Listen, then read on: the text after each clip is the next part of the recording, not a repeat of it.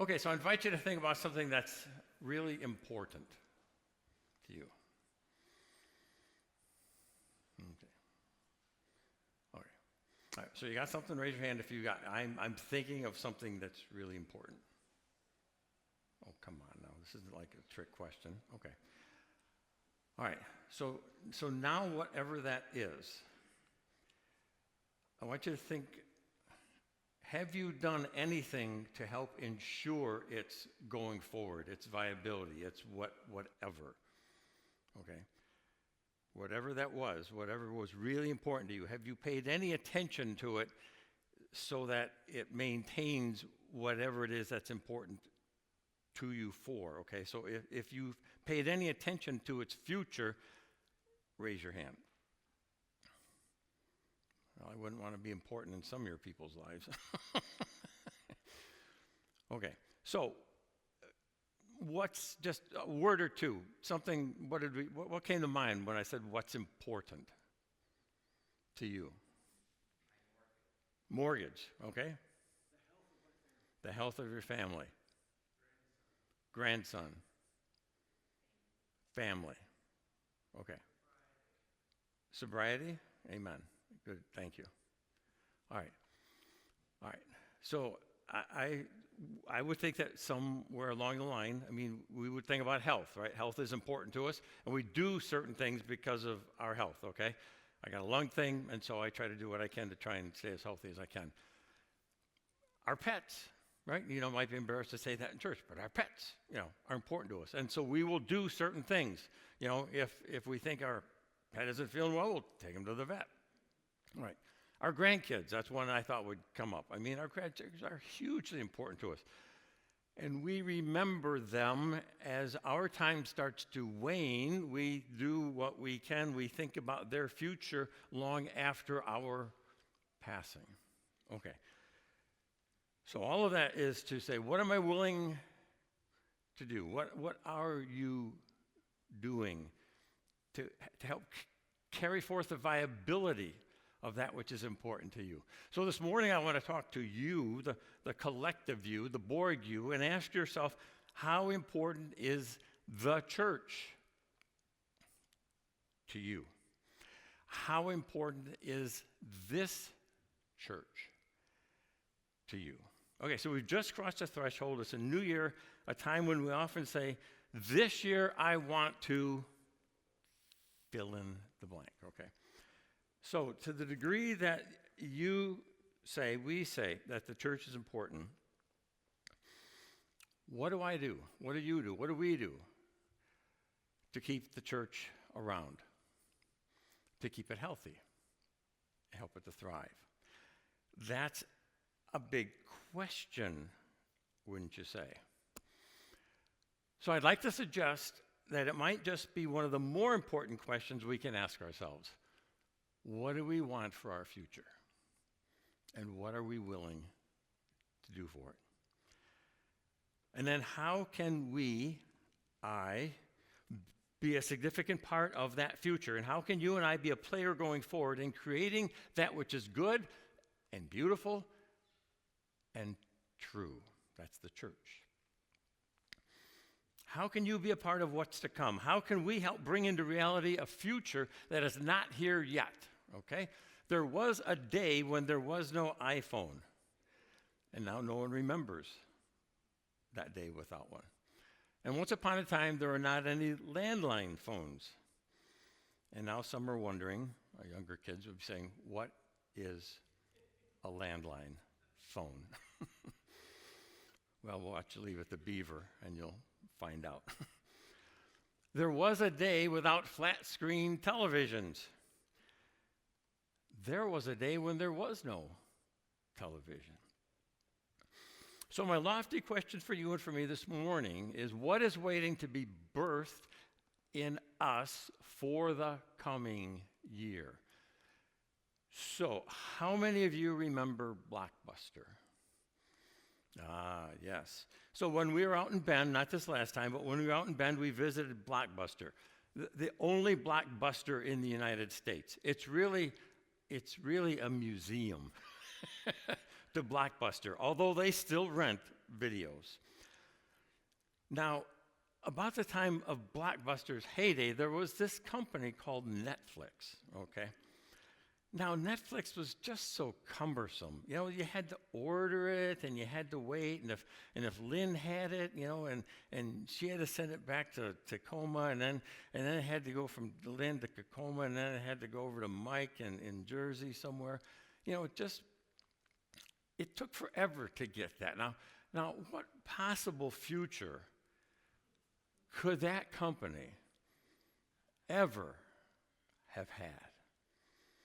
Well, and then there are those things that exist that perhaps shouldn't exist. And I don't know why, but my mind goes to McDonald's. And then there are those things that exist that we think will always exist, like our nation. You know, we've had a pretty good run, a couple hundred years.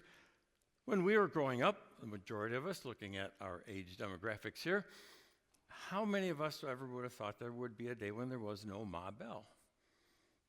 Would have been unheard of, right? There may be a generation to come related to you that will not remember the existence of this nation. The Roman Empire doesn't exist anymore. The Egyptian Empire doesn't exist anymore. The Greek Empire doesn't exist anymore.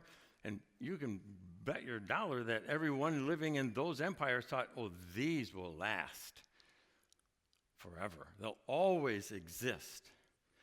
And now they're just stories.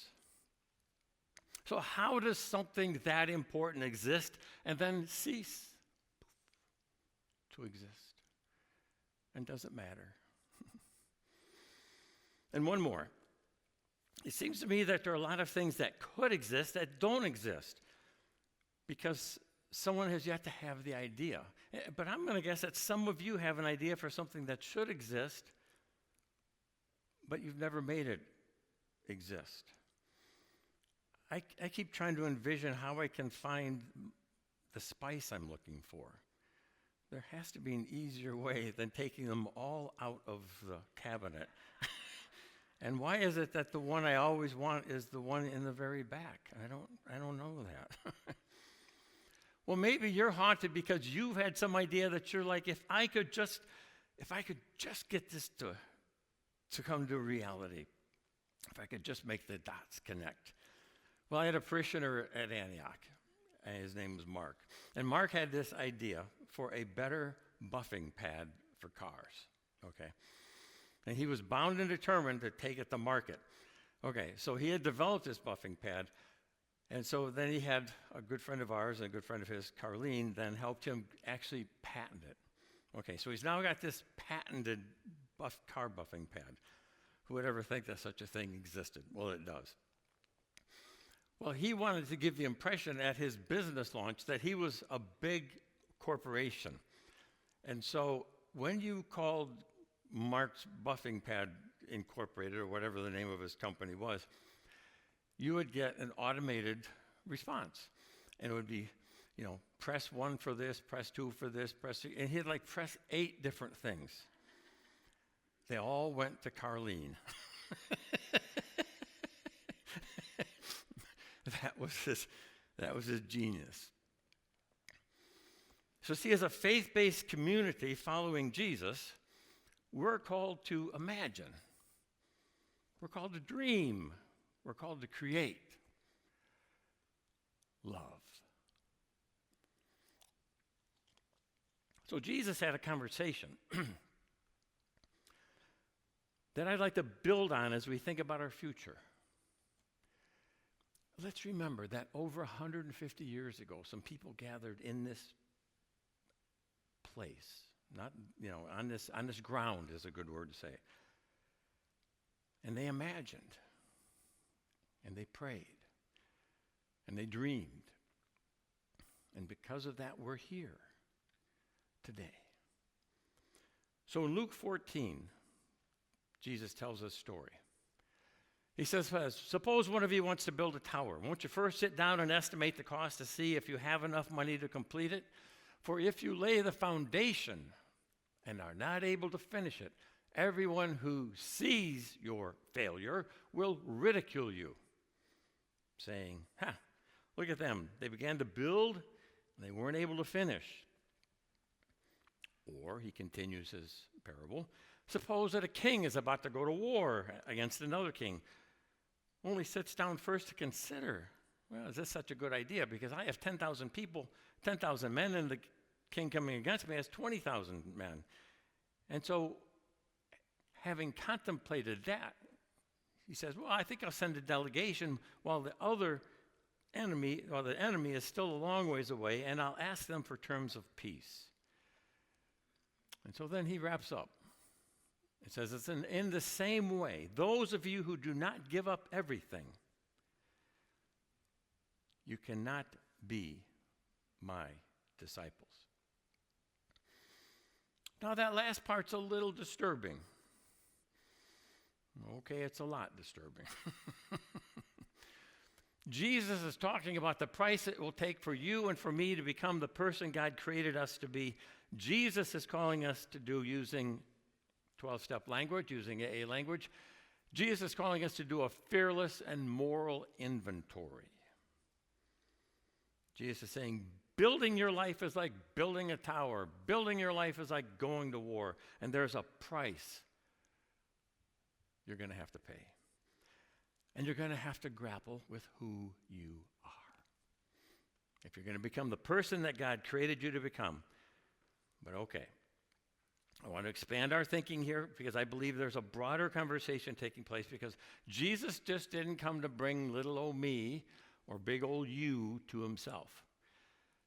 But a part of Jesus' prime directive, we're throwing in Star Trek today, was to bring us together in this dynamic community called the church.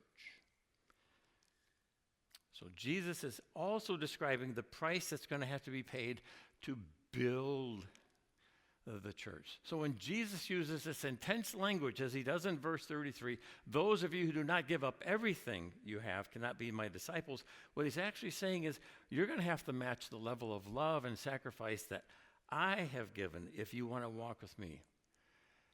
And if you want to be a part of building what I'm building, this is the level of commitment it's going to require.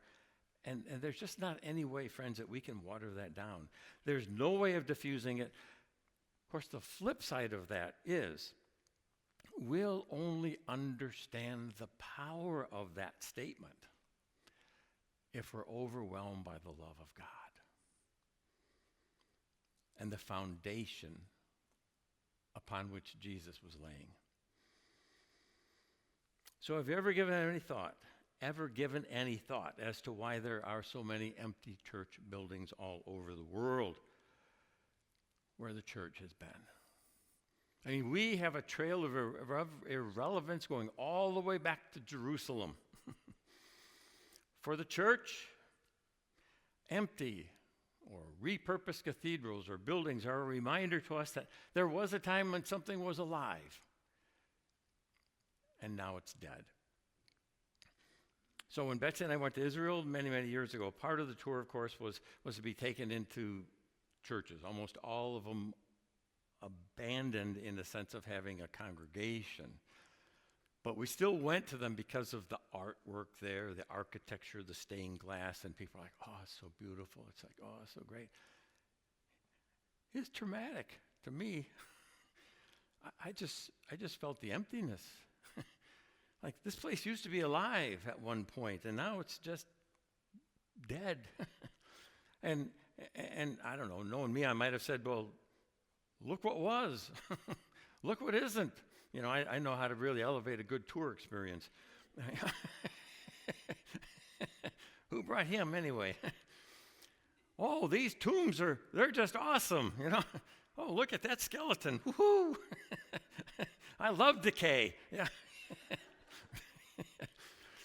You know, with all going on today, okay, so no, just bear with me here. I thought it'd be a good day to do a political survey. I don't know, I'm stupid. I know, I get that. All right. So I'd like you to declare which party is your preferred party. Okay, so, and I think to juice it up a little bit, I'm going to have you stand. Okay, so I want you to stand. Okay, so if your preferred party is the Whigs, I'd like you to stand. Oh, okay. So if you're a registered Federalist, all right, well, you got me on that one. Okay. See, I don't know how that happened. You see, because the very first party was the Federalists, right? And they don't exist anymore. And we had 4 presidents who were Whigs, and they don't exist anymore. See, the dynamic Jesus is telling us is that nothing continues to go forward if it's not alive. And if you're looking at building this church, and if we're looking at building our future, then the question is, what am I willing to do? What are we willing to do to build it together? You know, I can't shake how hard it is to talk to people about how important the church is. I believe that to the bottom of my souls. You know, I served the Antioch United Methodist Church. Brother Rob was with me over there. And at one point, we were the fastest growing church in the conference, okay? Now, when you have 10 members and you go to 20, you know, that's 100% increase. No, just kidding. But seriously, we were. I don't know for how long, but at one point, we were the fastest growing congregation. So at one point, one of the members comes up to me and says, hey, you know, I really like the church, but I don't want to let it get too large. It might ruin it. Now, I knew this person to be very active in the community, and so I don't know. Can you imagine me saying something smart alecky? I think I said something along the lines of, well, would you ever say that to the Rotary president? Would you ever say that to the Lions Club or the Kiwanis?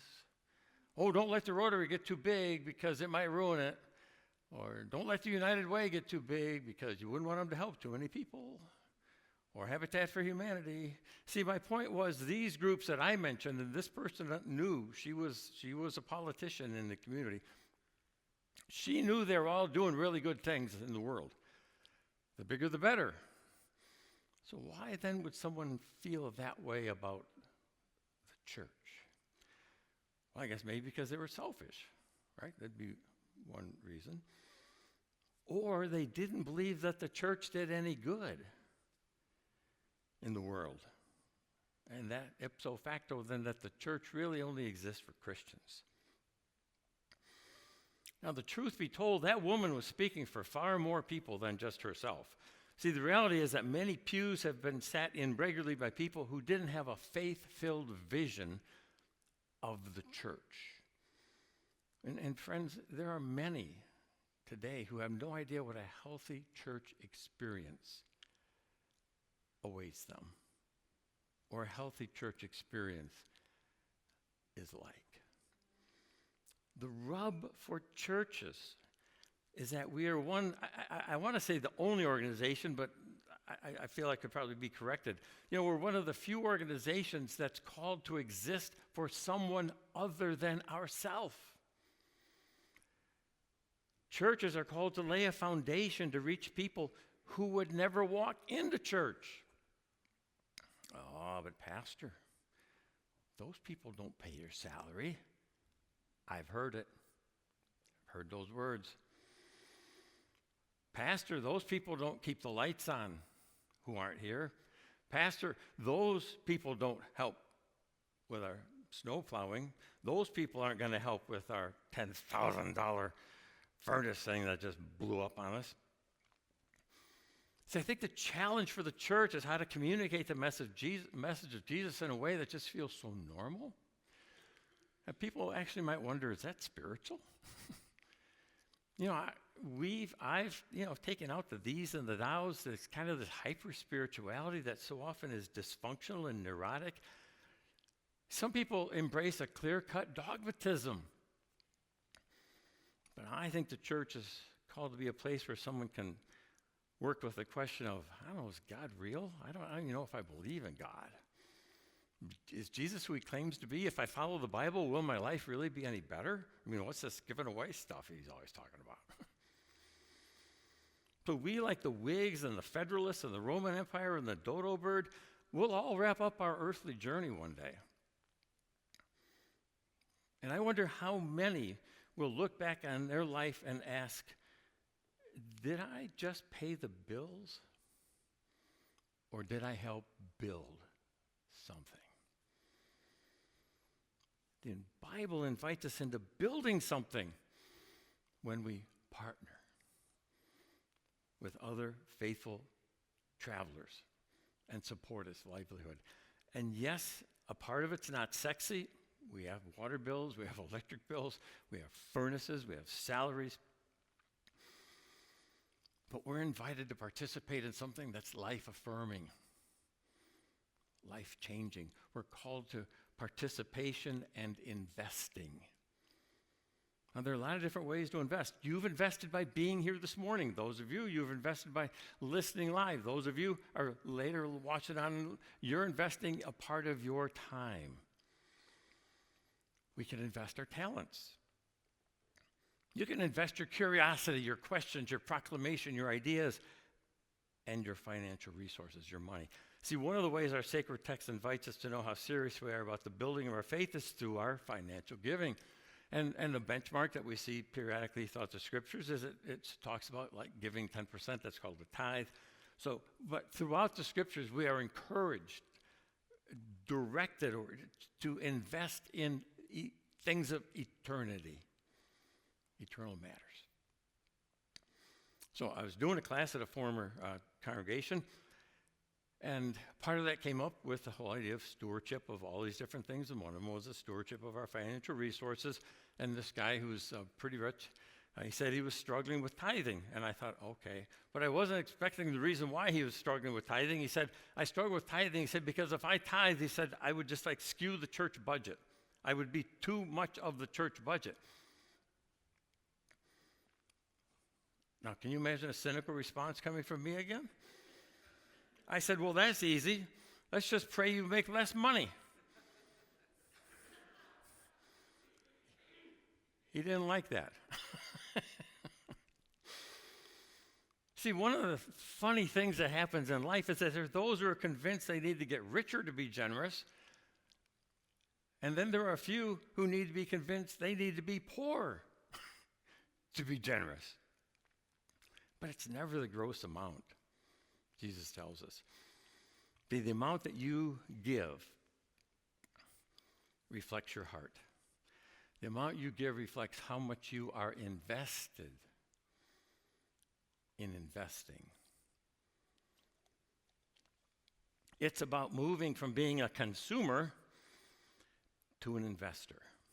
Whether it's your time, your talent, your presence, your go tell it on the mountain, your monetary giving. So as we begin this new year, I'm asking you something very important. That's to join me to do something for the world, because we are building the future. I said last week, I'm excited for us this year, and I am. We are building the foundation for a future. But to paraphrase Jesus, it's not just what will you build, but what will it cost you?